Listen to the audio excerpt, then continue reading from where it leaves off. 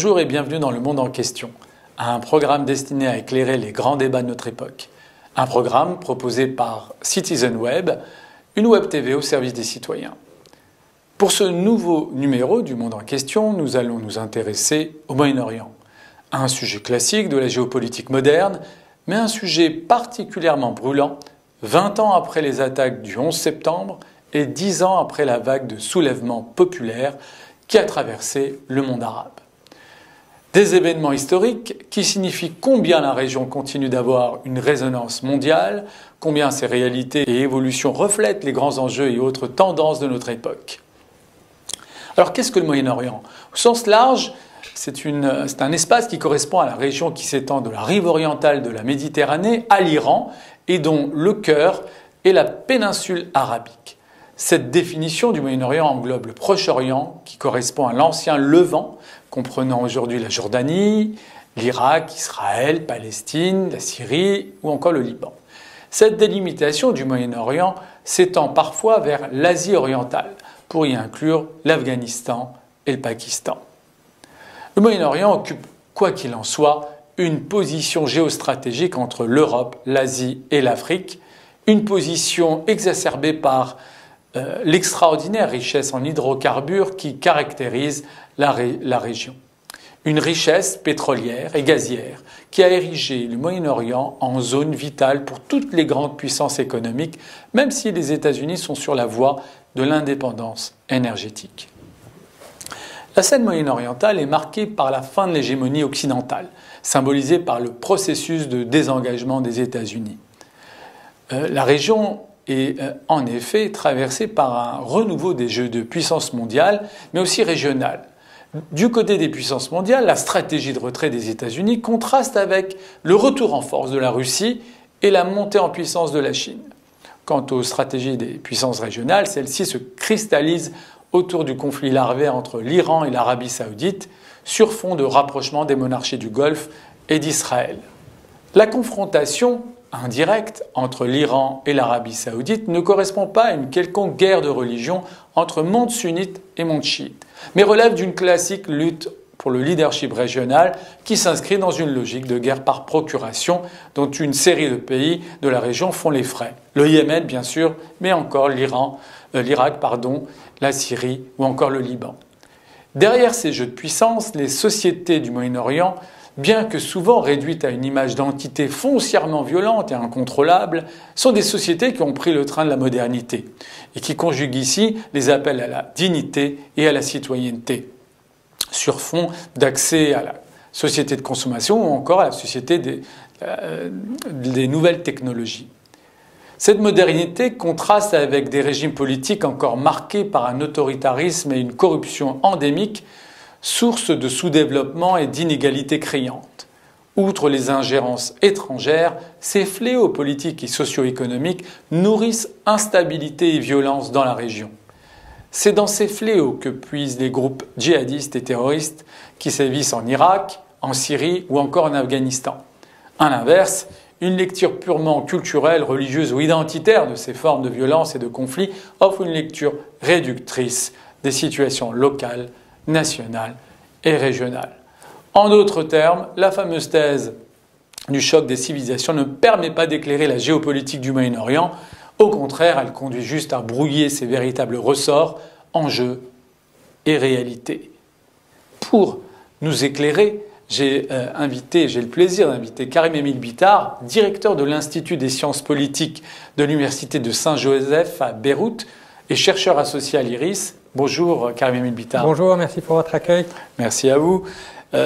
Avant d'entrer dans le vif du sujet, nous avons interrogé nos propres concitoyens sur finalement la représentation, l'image qu'ils avaient du Moyen-Orient.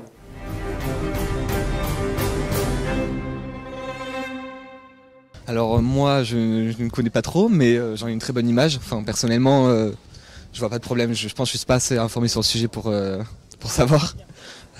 Oui, pareil. Après, je sais pas. C'est vrai qu'en ce moment, je sais pas, le Moyen-Orient, c'est tout ce qui touche Kaboul et toutes ces choses, les talibans. Enfin, en ce moment, dans l'actualité qui est maintenant. Et moi, je trouve que ça fait un peu peur. Surtout que les médias, des fois, ils je trouve qu'on diminue un peu le problème pour ne pas inquiéter les gens, mais qu'en réalité, il y a une situation peut-être qui pourrait devenir dangereuse et je ne sais pas comment ça pourrait évoluer. Voilà. Le Moyen-Orient, excusez-moi, du coup ce serait le monde arabe avec le Maghreb et le... Ok, donc tous les pays musulmans, j'ai une image plutôt curieuse de ce qui s'y passe. Et là aussi, comme ce que je vous disais, j'aimerais bien avoir un suivi de ce qui s'est passé. On a tous entendu parler du printemps arabe, mais 10 ans après, c'est vrai qu'on a du mal à voir ce qui s'est passé réellement dans ces pays. Karim Emile Bittard, l'Orient est souvent, ou le Moyen-Orient est souvent associé à ces adjectifs d'Orient compliqué, mystérieux, de violence aussi, faut-il le reconnaître. Mais derrière ces adjectifs, il y a ce qu'on appelle des représentations qui sont construites à travers l'histoire. D'où ça vient finalement cet Orient compliqué dont on nous parle? Vous touchez à un point extrêmement sensible. Depuis des décennies, des siècles et même peut-être des millénaires, nous percevons l'Orient à travers une série de prismes déformants, cet Orient mystérieux, impénétrable, cet Orient compliqué vers lequel il faudrait aller avec des idées simples, pour paraphraser la phrase du général de Gaulle. Je pense que c'est quelque chose de profondément ancré. Il y a plusieurs sédiments qui expliquent tout cela. Il y a le fameux poème de Kipling qui disait « L'Orient est l'Orient, l'Occident est l'Occident et jamais les deux ne se rencontreront ». Donc c'est une vision extrêmement simpliste, extrêmement caricaturale de l'Orient que nous avons et nous oublions l'interpénétration des cultures et des civilisations. Le maître mot de notre époque, c'est l'interdépendance. Nous vivons dans un monde marqué par une stupéfiante interdépendance et utiliser des termes englobants, génériques, comme Orient ou Occident, n'a plus véritablement de sens car nul ne sait où commencent les frontières de l'Orient, où commencent les frontières de l'Occident et tous sous-estiment les interprétations et les influences mutuelles à travers les siècles. C'est même assez remarquable dans la mesure où on est dans une période marquée, comme vous le dites, par les interdépendances et plus largement par ce qu'on appelle la globalisation. Et malgré tout, ces représentations, ces frontières imaginaires sont toujours aussi prégnantes. Elle justifie même un certain nombre de discours, voire des politiques étrangères. On pourrait renvoyer à la justification de l'invasion de l'Irak par George Bush Jr., mais aujourd'hui encore, ces représentations sont encore dans l'imaginaire occidental. Est-ce que vous expliquez cette prégnance-là par le besoin du côté occidental de se définir soi-même? Et pour se définir soi-même, on a besoin alors soit d'un autre, pour employer un terme générique, voire d'un adversaire, voire d'un ennemi. C'est absolument cela. Si ces représentations culturelles biaisées persistent depuis si longtemps, c'est qu'elles sont extrêmement utiles aux architectes d'un certain nombre de politiques extérieures occidentales qui se sont appuyées sur cette vision de l'Orient pour y mener des interventions diverses depuis 1798, date de la rencontre décisive entre l'Europe et l'Orient avec l'expédition d'Égypte de Bonaparte. Donc déjà, on entendait, vous avez évoqué la guerre d'Irak, si vous comparez le discours de George Bush au moment de l'invasion de l'Irak en 2003 avec le discours de Bonaparte en 1798, vous retrouvez de façon étonnante pas mal de similarités. Nous allons vous apporter la liberté, la démocratie, les lumières, etc. Et dans les deux cas, après quelques succès initiaux, cela se termine en débâcle, en débandade. Il y a eu après 1798 la défaite d'Aboukir, le départ des Français, et en Irak, après avoir fait tomber la fameuse statue de Saddam Hussein, après avoir dit mission accomplie, on se rend compte 20 ans après de l'extraordinaire aspect contre-productif, effet contre-productif de cette fameuse guerre globale contre le terrorisme qui n'a fait que permettre au terrorisme de se décupler et qui a coûté pas moins de 21 trillions de dollars. C'est une étude récente qui a fait cette estimation. 21 000 milliards de dollars, plus d'1 million de victimes civiles Et il faut rappeler qu'après le 11 septembre, lorsque le président américain avait demandé à ses services de renseignement d'estimer la mesure terroriste, la réponse à laquelle ils étaient parvenus au bout d'1 ou 2 mois, c'était notre adversaire principal, c'est un groupe qui s'appelle Al-Qaïda, qui est retranché dans les montagnes afghanes et qui a entre 500 et peut-être 2000 combattants. Aujourd'hui, on se retrouve avec des mouvements beaucoup plus puissants qu'Al-Qaïda, présents dans le monde entier, attirant même des recrues occidentales, des convertis.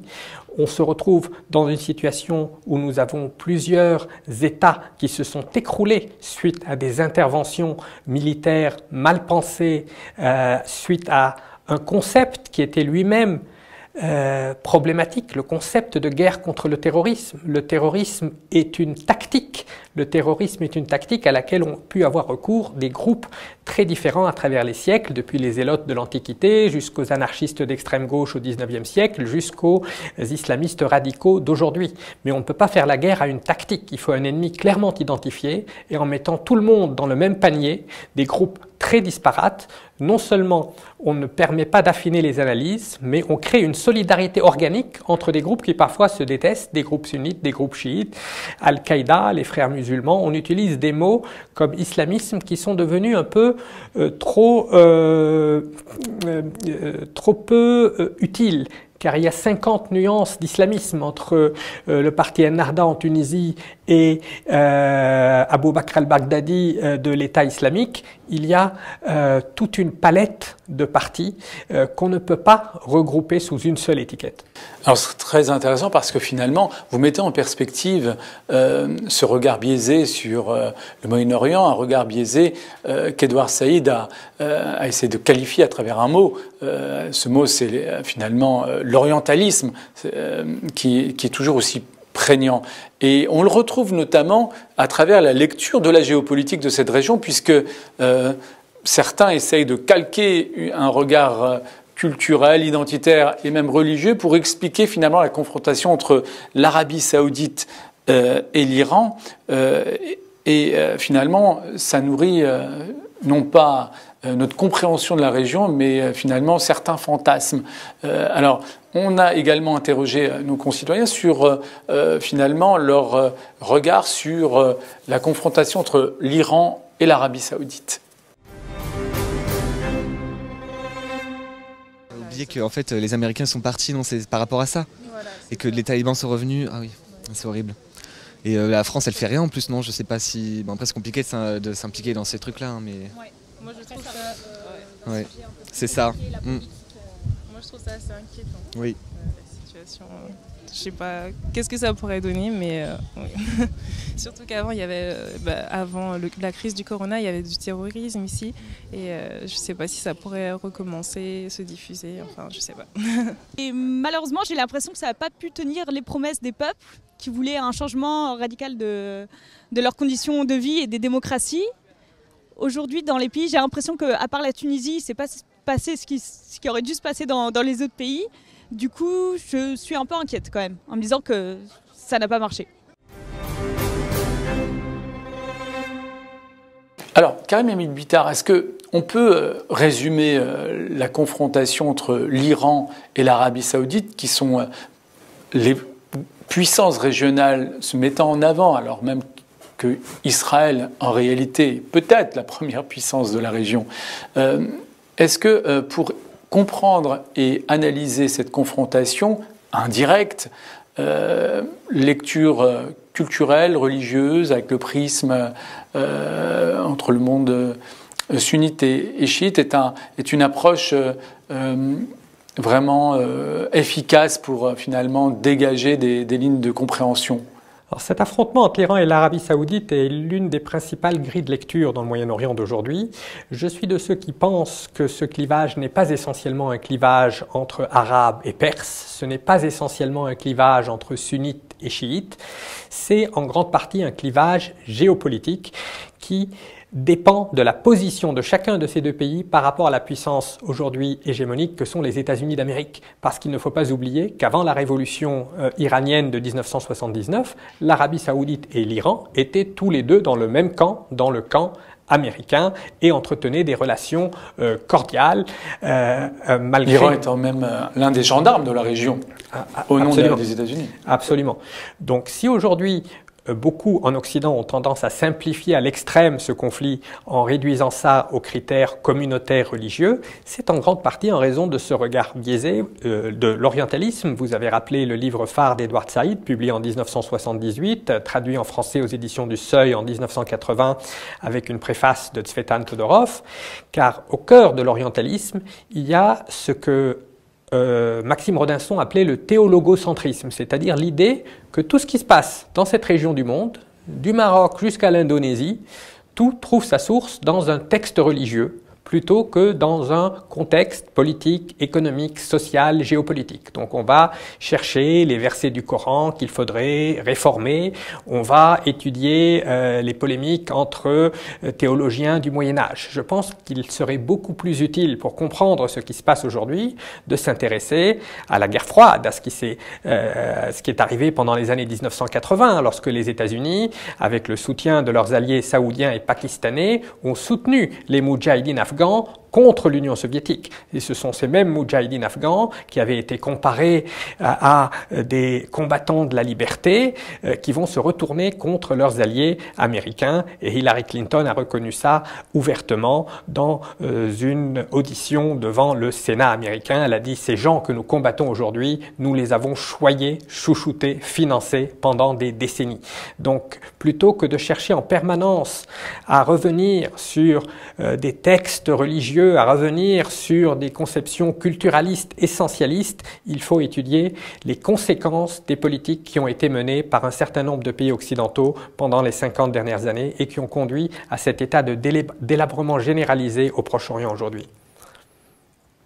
Effectivement, disons que le bilan de ce que vous avez appelé la guerre contre le terrorisme, qui demeure à l'agenda des États-Unis, malgré un retrait relatif et officiel de cette région, du moins sous un angle purement militaire. Ce qui est intéressant, c'est qu'il y a une véritable ambivalence, parce que malgré cela, malgré le bilan que vous avez rappelé notamment de l'intervention à la fois en Irak mais aussi en Afghanistan, eh bien le discours, lui, demeure animé par ce regard. Le regard orientaliste demeure, mais les moyens et la volonté d'interventionnisme, lui, sont remis en cause. Comment combattre finalement cette vision toujours aussi prégnante et qui a pu avoir comme porte-parole aux États-Unis d'abord, puis en France, ce qu'on a appelé les néoconservateurs?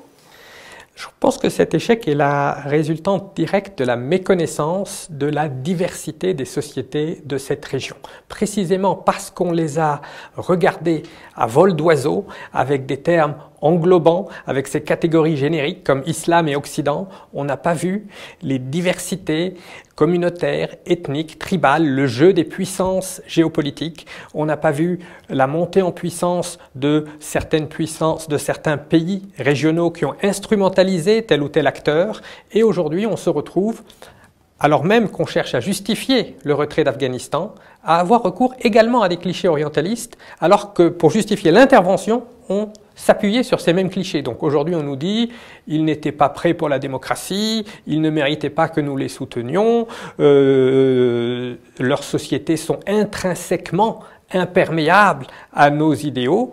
Je suis de ceux qui pensent qu'il y a une universalité de l'espèce humaine, une universalité de l'aspiration à une dignité humaine. On a vu ça avec le début des révolutions arabes en 2011 et malheureusement, ce sont ces regards caricaturaux qui continuent de prédominer, aussi bien chez les avocats du repli sur soi de l'Occident que chez les partisans d'un interventionnisme débridé. Vous avez cité les néoconservateurs, très peu d'entre eux ont fait leur autocritique après ce monumental désastre de la politique étrangère que fut l'intervention américaine en Irak. À part M. Fukuyama, à part 2 ou 3 figures, très peu d'entre eux ont exprimé un repenti, un regard quelque peu critique. Ils doublent la mise, et ce sont les mêmes qui avaient préconisé l'intervention en Irak l'intervention qui a conduit à la montée en puissance de l'Iran, ces mêmes préconisent aujourd'hui une attitude offensive belligérante vis-à-vis de Téhéran, alors que Téhéran a été la principale bénéficiaire des échecs géostratégiques américains en Irak et en Afghanistan, puisque l'Iran s'est trouvé en quelques années débarrassé de ses deux pires ennemis. Et pire, j'allais dire, ce sont ces interventions qui ont nourri la naissance et le développement de groupes djihadistes comme aujourd'hui l'État islamique. Alors, surtout, vous avez également souligné finalement combien les sociétés étaient méconnues, les sociétés du Moyen-Orient, les sociétés du monde arabe plus globalement. On va en profiter pour finalement tirer un premier bilan de ce qu'on appelle le printemps arabe, 10 ans après. Quel est le regard que vous avez avec le recul, 10 ans après? Est-ce qu'on peut parler d'une séquence qui s'est terminée ou qui, au contraire, continue sous différentes formes, de manière notamment souterraine, comme l'illustre parfaitement ce qui se passe au Liban, pays que vous connaissez tout particulièrement? C'est en effet assez complexe. Si on prend l'échelle régionale, il y a d'un côté un triomphe de la contre-révolution, qui est assez manifeste en Égypte, qui commence à apparaître également dans plusieurs autres pays, où l'étincelle, cet espoir suscité en 2011, s'est très vite éteint. Mais en parallèle, il y a eu depuis 2019 des mouvements de protestation populaire qui réveillaient cette flamme. On a vu ça en Irak, on a vu ça au Soudan, on a vu ça en Algérie avec le Hirak et on a vu ça au Liban avec la révolution populaire ou ce soulèvement populaire pour le moins assez massif du 17 octobre 2019. Donc je dirais que nous sommes toujours dans une phase après ce qu'Edgar Morin avait appelé comme formidable lever de soleil, ces espoirs de démocratie et de libéralisation nés en 2011. Il y a eu une chape de plomb, un retour de l'autoritarisme, un triomphe de la contre-révolution qui ne saurait être que provisoire, car tous ces jeunes qui ont manifesté, ces hommes et ces femmes qui ont manifesté en masse en 2011 n'ont pas disparu. Ils sont aujourd'hui un peu étouffés, notamment en Égypte par le pouvoir militaire, dans d'autres pays par la deuxième contre-révolution. Écrasés, justement. Il y a, comme le souligne par exemple Jean-Pierre Philu, il n'y a pas une contre-révolution, mais deux contre-révolutions qui s'affrontent. Parce qu'il y a la contre-révolution islamiste radicale et la contre-révolution des régimes autoritaires supposément laïques. Et donc, vous êtes d'accord avec l'idée que le processus continue, alors même que certains tentent de mettre un point final dans cette séquence-là. Et le fait que le processus continue, c'est une manière aussi de souligner que ces sociétés civiles du Moyen-Orient et du monde arabe plus largement sont des sociétés vivantes et qu'elles appellent à des idées, des idéaux qui relèvent d'une forme de modernité. L'appel à la dignité, l'appel à la citoyenneté transcendant des appartenances tribales, ethniques ou religieuses, c'est quelque chose de fort et qui peut-être annonce l'avenir de la région. Qu'est-ce que vous en pensez ? Absolument, cela nous ramène à ce dont nous parlions il y a quelques instants, l'orientalisme. Le regard orientaliste ne voulait voir dans cette région que des danseuses du ventre, que la religion, l'islam, que le pétrole. On voyait véritablement des catégories, des caricatures de cette région. Et on ne s'est pas intéressé aux forces vives de ces sociétés qui sont extrêmement diverses à l'intérieur de chacun des pays, du Maroc jusqu'en Afghanistan, si on veut prendre une conception très large de la région Afrique du Nord, Moyen-Orient. Il y a des courants politiques, démocratiques, libéraux qui sont en train de s'exprimer. Donc l'offre politique s'est extraordinairement élargie. Les dictatures avaient servi en quelque sorte de frigidaire et on voit avec l'effondrement de certains de ces régimes à la fois une offre politique islamiste diversifiée avec une rivalité entre salafistes, frères musulmans, d'autres courants et la rémanence de courants autoritaires de droite et l'émergence de courants libéraux, démocratiques, progressistes, féministes. Donc toute la palette des idées politiques est présente dans cette partie du monde et ce serait vraiment réducteur de penser que seul le clivage où les critères religieux viennent expliquer ce qui se passe dans cette région. Il est très important de s'intéresser aujourd'hui à la démographie qui est en train de changer dans ces pays. Il est très intéressant de s'intéresser aux économies de rente qui sont en train d'étouffer la région, d'étudier le rôle des réseaux sociaux qui a été fondamental dans les révolutions Internet, dans les révolutions de 2011. Internet, il y avait l'effet Facebook, il y avait Wikileaks, cette aspiration à la transparence, ces câbles américains qui avaient été dévoilés, qui avaient joué un rôle dans les révolutions en Tunisie et en Égypte. Donc il y a une conjonction aujourd'hui de facteurs politiques, économiques, sociaux, médiatiques qui font que ce changement est irréversible, mais qu'il prendra 30, 40 ans, car comme toujours, la contre-révolution débute dès le lendemain de la révolution.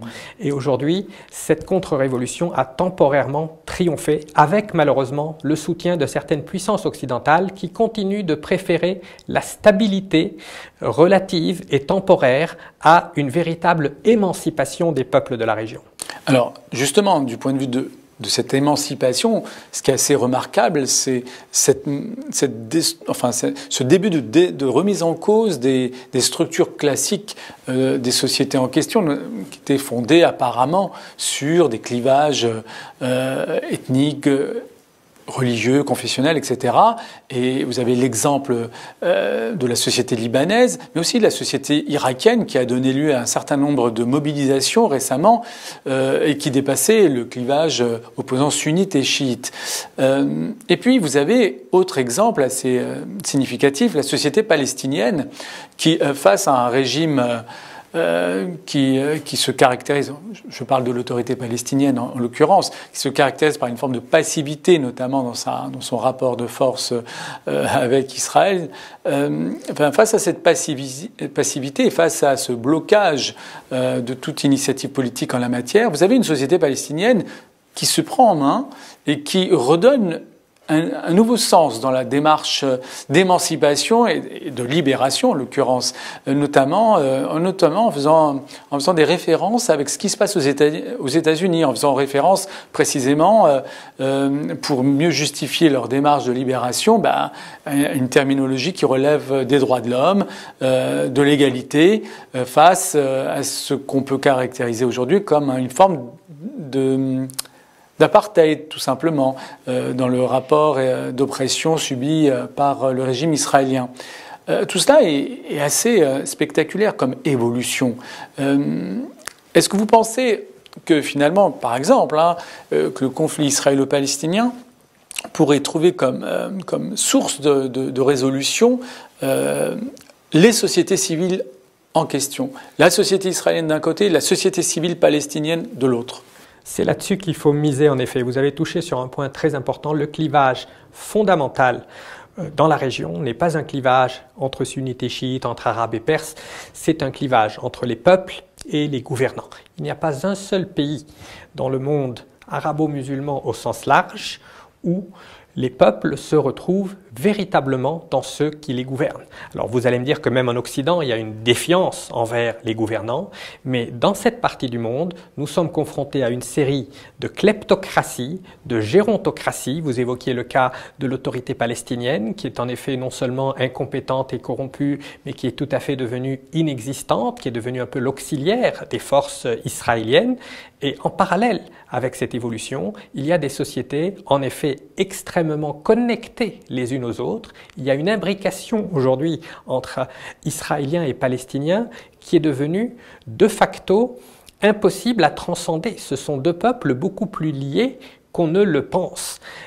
Déjà, il sera impossible de séparer géographiquement. Il y avait à l'époque de la signature des accords d'Oslo en 1993, 200 000 colons en Cisjordanie, Jérusalem-Est. Aujourd'hui, on est à 600-700 000. Vous ne pourrez pas les enjoindre de partir, pas plus que les Palestiniens d'Israël qui vivent dans les territoires de 1948 ne vont partir. Ils représentent près de 25% de la population israélienne. Donc nous avons sur l'ensemble du territoire entre la Méditerranée et le Jourdain deux peuples véritablement imbriqués qui devront inventer une formule de vie en commun sur la base d'idées qui peuvent sembler créatrices, mais qui sont en fait des idées qui avaient déjà été soulevées dans les années 1920, dans les années 1930, par des personnalités éminentes comme Albert Einstein, comme Hannah Arendt, comme Martin Buber,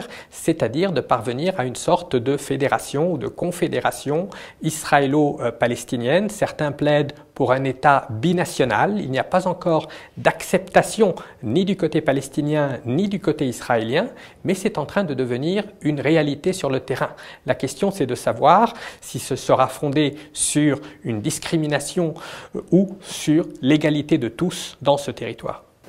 Très bien. Écoutez, je remercie beaucoup Karim-Émile Bittard. Les sociétés civiles comme finalement clé de la nouvelle géopolitique du Moyen-Orient, je pense que c'est une perspective qu'on suivra de près et qui donne une nouvelle lecture également sur une question classique. Je vous remercie de nous avoir suivis et je vous donne rendez-vous pour un prochain numéro du Monde en question.